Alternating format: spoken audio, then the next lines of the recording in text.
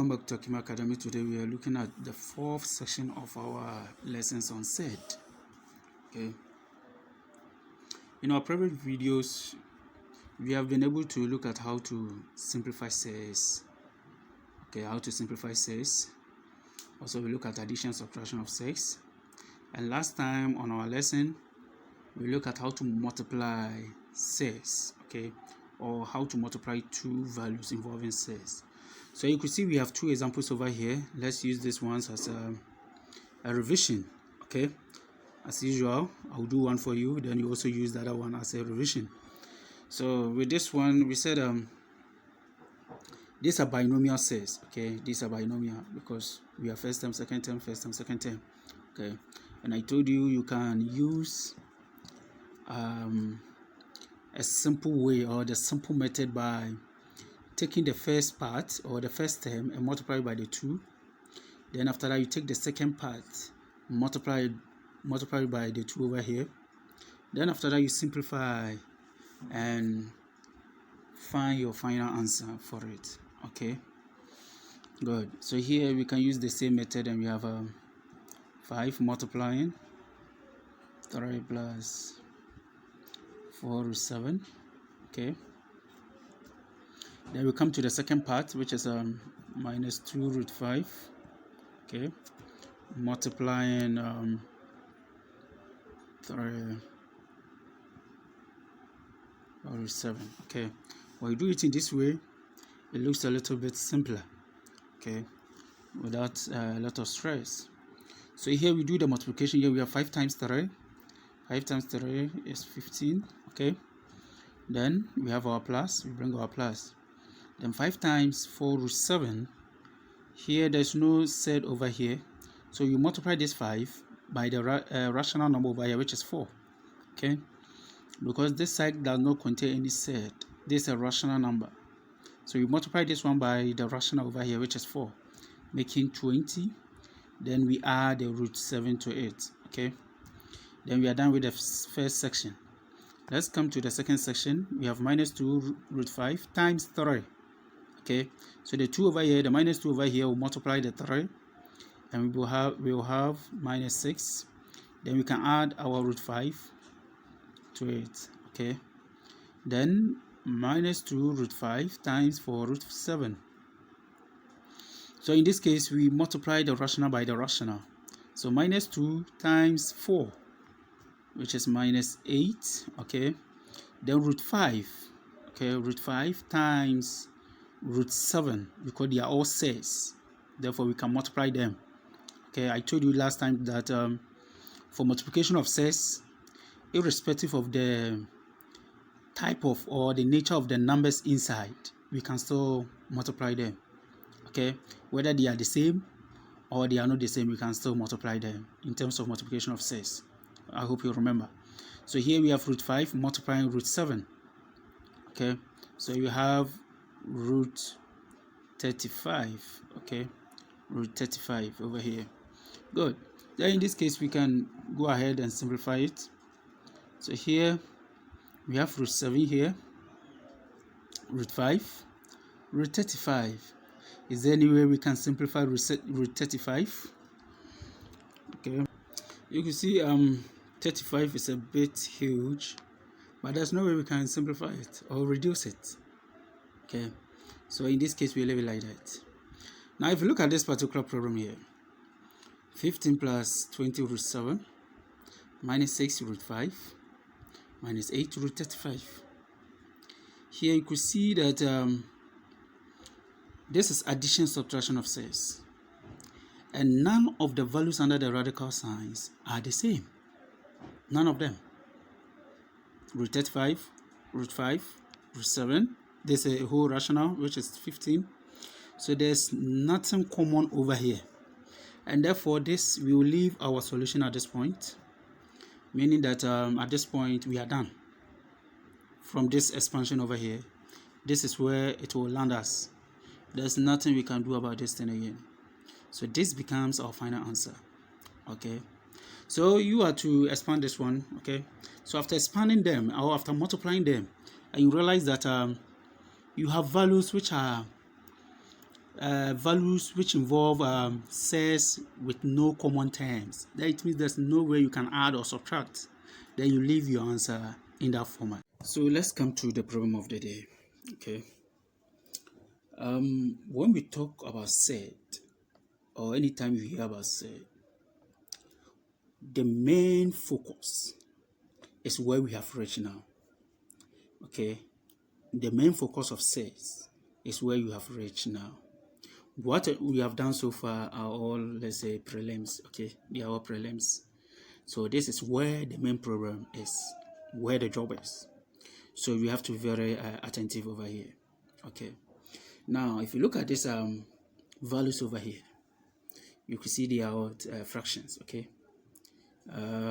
Sets involving fractions. Okay, or sets in fraction form. Now, here you could see that the denominators over here have square roots around them. They all have square roots in one way or the other around the numbers in the denominator. So what we are basically doing over here is that we only want to find a way of what?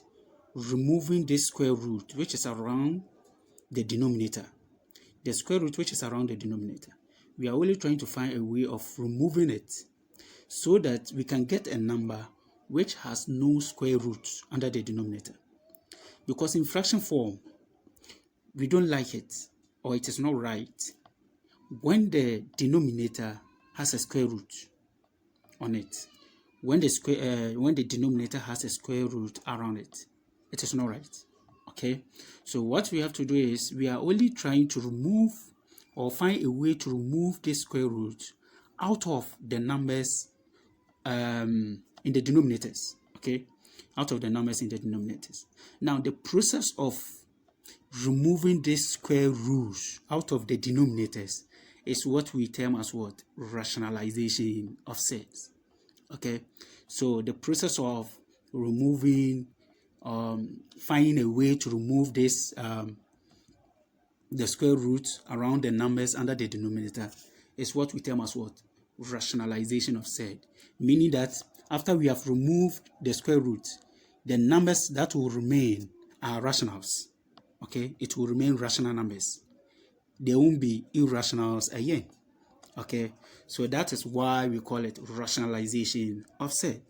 Now, what do we do over here? Now, you could see that here it's a monomial. When I say monomial, it means it's one value. Okay, one value. Here, you don't need any special item or any special procedure. What you have to do is, when you have a monomial like this, only one item under the denominator, what we have to do is just multiply the numerator and the denominator by the denominator itself. I hope you're okay with it. You are to multiply both the numerator and the denominator by the denominator itself. In one way or the other, we can say that we are multiplying by 1. Okay, but you can see that we have so many ways of writing 1. So many ways of writing 1. Because if I write 2 out of 2, it's still 1. Okay, so what we are trying to do here is that we want to multiply this fraction by 1. But this 1 that we are going to multiply with it, we are going to have it in this form. 4 out of root 3 times, we want to multiply by 1. But here the 1, we will take the denominator over here. Okay, so denominator root 3 out of root 3. Okay, so here you can see that root 3 out of root 3 is the same 1, just that we have written it in a different form. Okay, so indirectly we are multiplying the fraction which has been given to us over here by 1, but this one has been written in a different format. Okay, so we have to write it in this way so that it can help us to simplify the fraction given to us, which involve a set under the denominator. Do you get it? So we multiply the fraction given, both the numerator and the denominator, by the denominator over here, as you can see over here. Good. So if we have this, then what do we do next? Then 4 times root 3. Okay, 4 times root 3. 4 is a rational number. Root 3 is an irrational. So we find the rational. The rational is sitting here, which is 1. So 4 times 1, we have 4. Then we add the root 3 to it. okay, out of, then we have root 3 times root 3. I hope you do remember. Last time we met, we said when you multiply two sets and the values are the same, then automatically we have the same value as our answer. So root 3 times root 3 should give us 3. Okay, now you could see that we have peacefully removed the radical sign from the denominator. Now it is on top. And here we are okay with it. Okay, when it is on top here, we are okay with it. So here, this becomes our final answer here. Okay, assuming that this 4 can cancel this 3, we could have cancelled them so that they will move off. But here we can't cancel it, so we leave it like this. And this becomes our answer. So beautiful. So you apply the same thing to this one over here. I think you can do that one. Apply the similar thing to this one over here. I hope you can do it. Now, if you come to this section, you could see that example 4, you could see we have root 48. You can see 48 is very huge, as usual. And 48, I think we have a way of reducing it. It's possible that we can reduce it. I think if you use 3 and 16, we can reduce it. Have you seen it? So that root 16 will give us 4. Then the 4 will come out to multiply the 5 here to have 20 root 3, because the 3 is irrational and the 3 is a non-perfect number, and the square root of 3, we can't find a straight answer for it. So you have 20 root 3. Have you seen it? You can do same over here. So whenever you have big numbers over there, the first thing you have to do is reduce them first before you rationalize. Okay, so here you reduce this 50, and you'll be having, let's say, 2 times 5, right? Sorry, we have 25 times 2 rather, so that square root of 25 should give us 5. So at the end of the day, we are going to have 2 root 5. Do you see that? Good. So we are going to have 2 root 5. So 5 root 2 rather, 5 root 2. So you use the 5 root 2 to simplify it. You multiply the top one by 5 root 2, the down by 5 root 2. And at the end of the day, you'll be okay with it. Okay? Now, let's come to example 5. Okay. Example 5 over here, we have 4 out of. So this one, let's do one of them. Okay, so you try some of them. Okay, so yeah, let's say we have 4 here. No, that's 5. Example 5 rather. So we have 4 out of root 7 minus root 3. Okay, now here you have a binomial, and as what? Our denominator. Here we have a binomial. What we have done, it was monomial. They are 1. Okay, they were single terms, single term. But here you could see that we have a binomial. So what we do whenever we have a binomial as what? Our denominator. This place to is very simple. Now what we do is we find the conjugate. Okay, the conjugate of the denominator. Then after getting the conjugate, we multiply both the numerator and the denominator by the conjugate of the denominator. Are you okay with it? Let me take it again.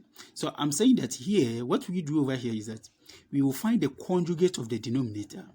After getting the conjugate, we multiply both the numerator and the denominator over here by the conjugate of the denominator, which we found.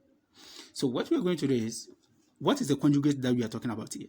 Now, the conjugate we are talking about over here is that whenever you have, for instance, this one, we have root 7 minus root 3. Okay. Now, the only thing we do is we change the sign over here. When this sign is negative, as we have over here, then the conjugate form of this one will be root 7 plus root 3. Okay. So, the conjugate of this denominator over here, okay, is root 7 plus root 3. So, the only thing we change is the sign. So, whenever you realize that the sign is positive, then the conjugate becomes what? Negative. Straight away. So in this case, we multiply both the numerator and the denominator by the conjugate of the denominator. So here we have root 7 plus root 3 as the conjugate of the denominator. Then everything out of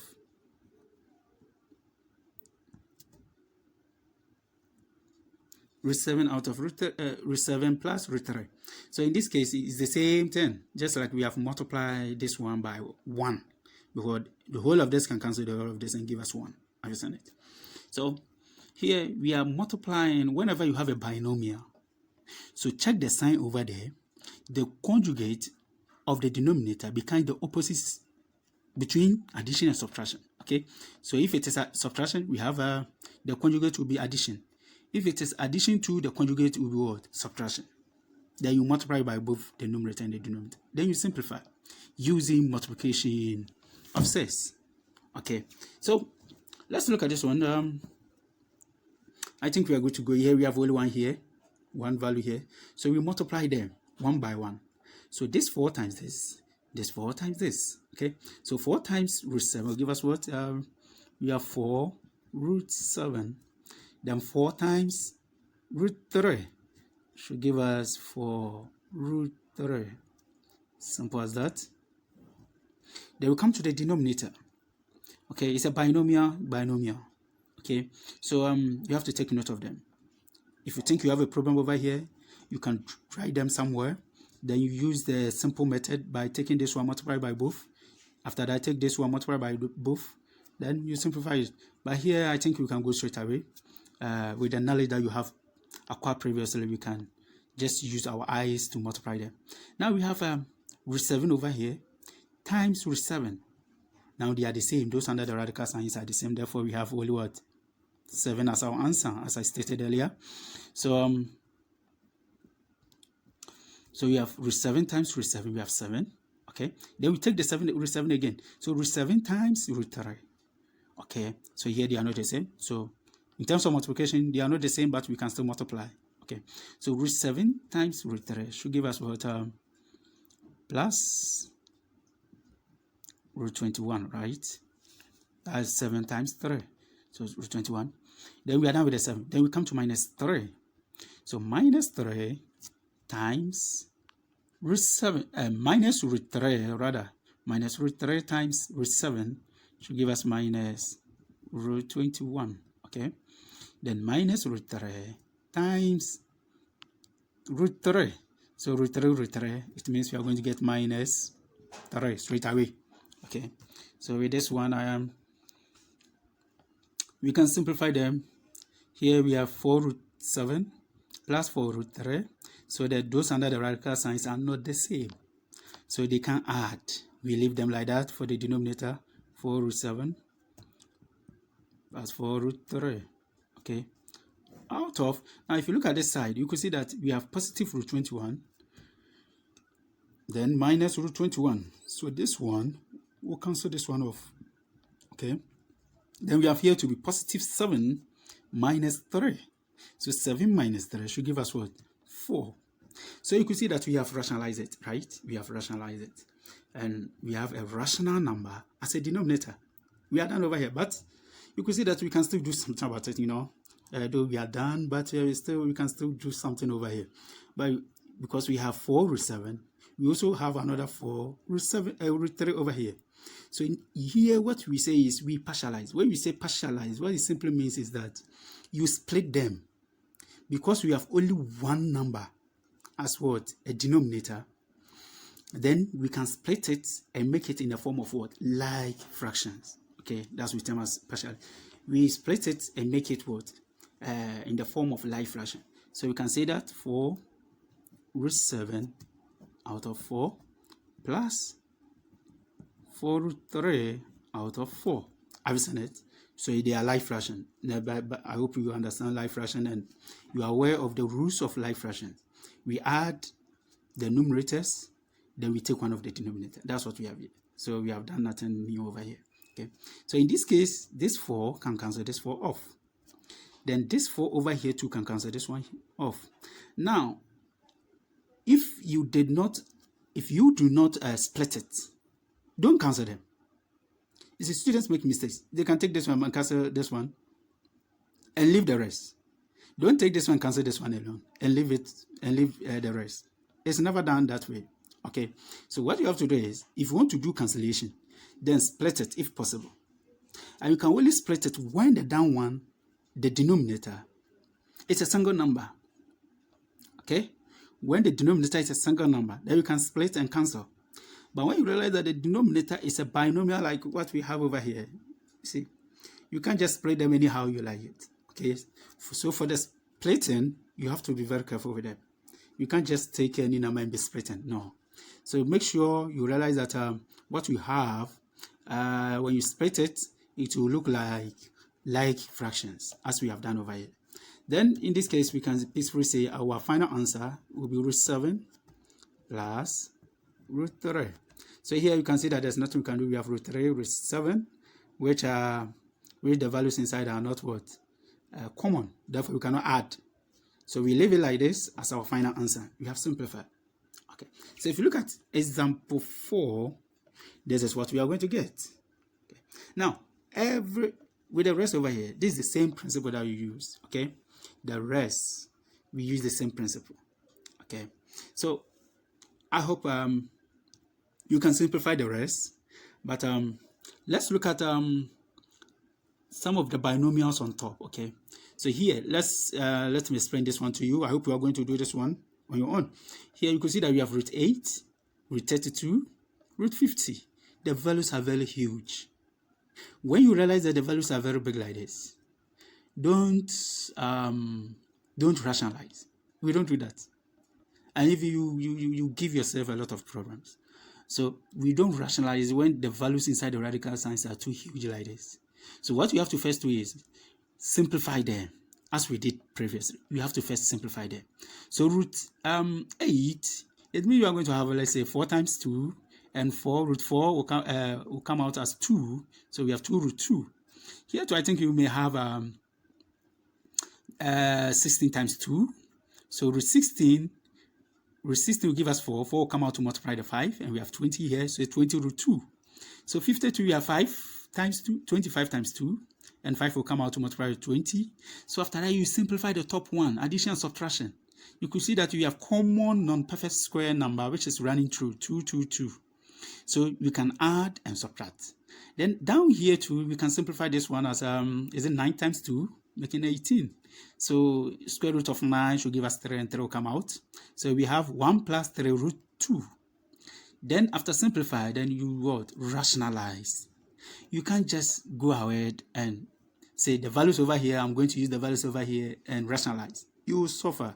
In fact, you'll be having huge numbers, which your calculators will be finding it difficult to calculate for you. Okay, so just try to, when you realize that the values are very huge, reduce them to their simplest form. And if you realize that you can add or subtract them separately, just add and subtract them. The numerators you can add and subtract if possible. Then you come to the denominator, you can add and subtract if possible. If not, leave it like that. Okay, then you rationalize. Then here too, you can see the in simplest term, and you can use the same format. Okay, so using the same principle over here, I hope you can do your best on this. But let's try question 7 and let's see. So I want to try question 7 because here we have a binomial on top. What I did over here is a rational number on top. So we have similar one over here. You can use the same principle over here. Okay, so let's try the binomial one of the binomial here. So question 7, we have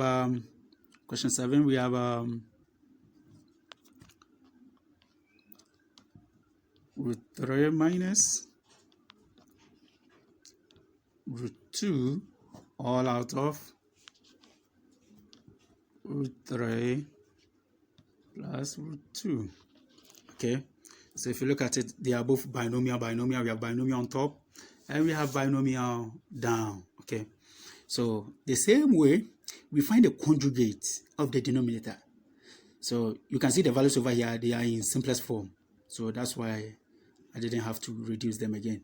So here what we do is we find the conjugate of the denominator, and here the conjugate, the sign over here is positive. So the conjugate is going to be what? Negative. Have you seen it?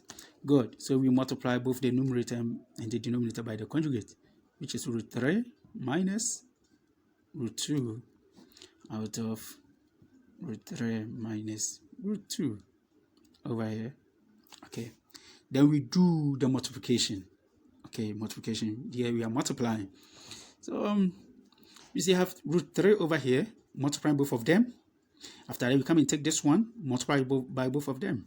So root 3 times root 3, which is 3, as usual, they have the same values inside. Then we take root 3 times minus root 2. Okay, so we are going to get minus root 6. Okay, so root 3 times root 2. Okay, for multiplication, we can multiply them. It's addition and subtraction alone that if the values inside them are not the same, we cannot add or subtract. But for multiplication, we can do it. Okay, so root 3 times minus root 2, we have minus root 6. Okay, so we are done with the 3. Let's come to the minus 2. So minus root 2 times root 3. So it's the same thing. So we have minus root 6. Okay, the minus root 2 times minus root 2. So you can see negative times negative will give us positive.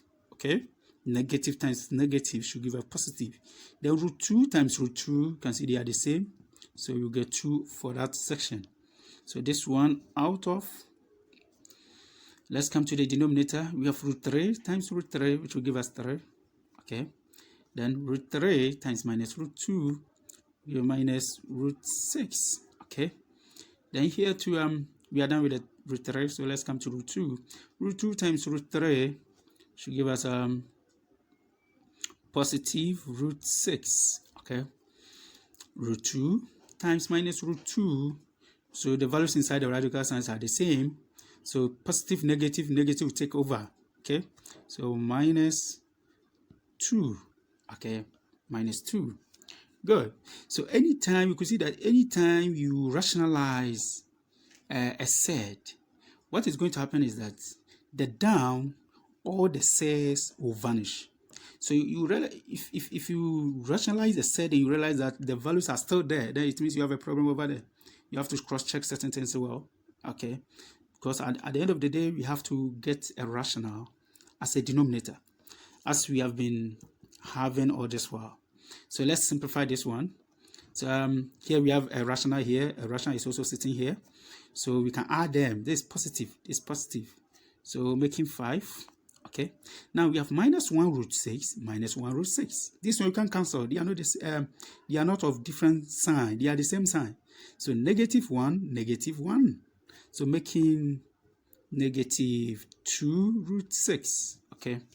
Then this one out of 3 is over here, which is rational. Minus 2 is also rational, so we can do the subtraction. 3 minus 2 should give us 1. Okay, so in this case, our final answer is going to be 5 minus 2 root 6. Root 6 is in its simplest form. Okay, there's nothing you can do over here. You can reduce it, so you leave it like that. Again, let's remember that we cannot subtract these two. They are not the same. Don't subtract them. Okay, these are some of the mistakes students normally make. Don't subtract them. We don't subtract them. They are not the same, because here has a root 6. Here there's no root 6, so we can't subtract. You leave your answer in this format. Okay, this becomes your final answer for example 7 over here. Okay, good. So at this point, you cancel your final answer, and you have to leave it in that format. Okay, so I hope you are okay with it. You are okay with what we have done so far. Okay, so I want you to try your hands on the rest over here. So you have question 2 over here. This one is only 1, so you can use the first method to simplify it. Okay, here too, you have 15 root 3 out of root 5. Okay, so root 5, there's a monomial and it is in its simplest form. So you just multiply the top and the down by root 5. Okay, then you simplify that one here. This one we did it. Here too is a binomial on top. Here too you have binomial down here. So you find the conjugate over here. And the conjugate is we will change the sign over here. Okay, the sign will change.